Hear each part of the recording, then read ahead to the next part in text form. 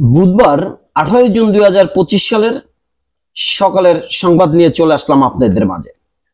সরাসরি যুদ্ধে যুক্তরাষ্ট্র, নিঃশর্ত আত্মসমর্পণ চাইলেন ট্রাম্প, প্রস্তুত মার্কিন যুদ্ধ বিমান, পাল্টাপাল্টি আরো তীব্র হামলা, হতাহত বাড়ছে ইরান ইসরায়েলে। জ্বালানির দাম বাড়ানোর চিন্তা নেই। ইরান ইসরায়েলের যুদ্ধ পরিস্থিতির কারণে বিশ্ববাজারে জ্বালানির দাম বাড়লেও দেশে এখনো দাম বাড়ানোর চিন্তা ভাবনা নেই বলে জানিয়েছেন অর্থ উপদেষ্টা ডক্টর সালাউদ্দিন আহমেদ।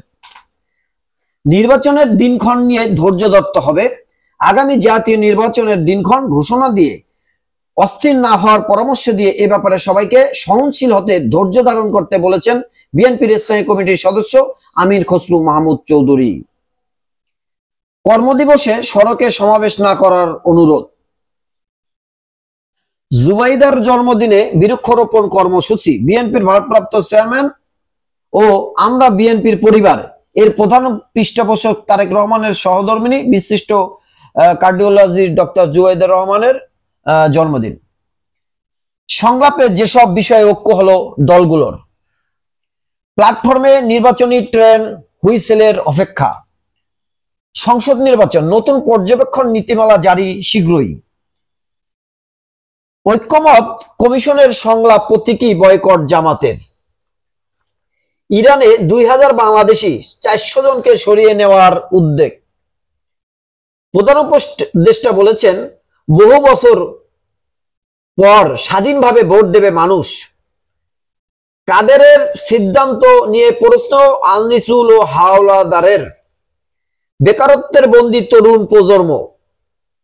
স্লোগানে উত্তল নগর ভবন, উপদেষ্টার পদত্যাগ দাবি। অধ্যাদেশ পুরোপুরি বাতিল না হওয়া পর্যন্ত আন্দোলন, সচিবালয়ে ফের বিক্ষোভ। নাজমুল মুশফিকের জোড়া সেঞ্চুরিতে স্বস্তির দিন।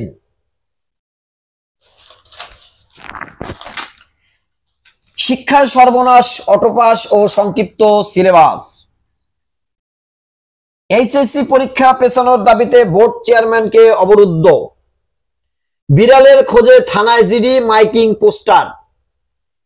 সারোয়ার তুষারকে কারণ দর্শানোর নোটিশ এনসিপির। দুর্লভ কেলি কদমের ফুল ফুটলেও ফল ও চারা হয় না। 21 দিন ধরে অবস্থান কর্মসূচিতে তথ্য আপা কর্মীরা। করোনায় 2 জনের মৃত্যু, ডেঙ্গুতে আরো 244 জন হাসপাতালে। হাসিনা সহ 12 জনকে আদালতে হাজির হতে গেজেটের নির্দেশ। বরাদ্দে বৈষম্য, গ্রাম ও প্রান্তিক জনগোষ্ঠী উপেক্ষিত। করোনা বাড়ছে ঢাকার বাইরেও, চোখ রাঙাচ্ছে সিলেট ডেডিকেটেড হাসপাতাল। চট্টগ্রাম সেবা কেন্দ্রের অপতুল্য প্রস্তুতি। ঢাকা সহ সারা দেশে ভারী বৃষ্টি, ভূমিধসের সংখ্যা 5 জেলায়।